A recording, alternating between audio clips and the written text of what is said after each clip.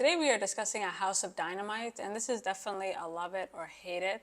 However, for a movie streaming on Netflix, I did thoroughly enjoy myself. The drama unpacks the response to an impending missile set to hit Chicago. The film's first act is honestly worth a watch. It's very intense. We are told right away that a missile is set to hit Chicago in around 20 minutes.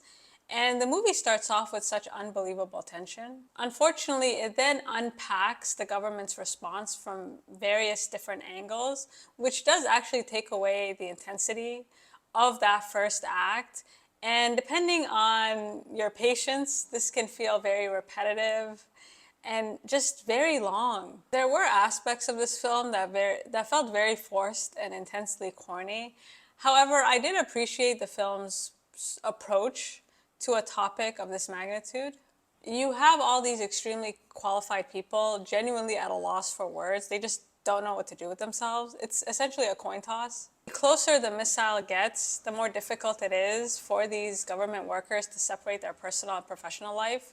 And these are people who have been trained to remain calm in these types of situations. So watching them totally fall apart really emphasizes just how bad the situation is. And I feel like because something like this could happen, watching the response, just how sudden the attack came, just feels a bit all too real in this day and age.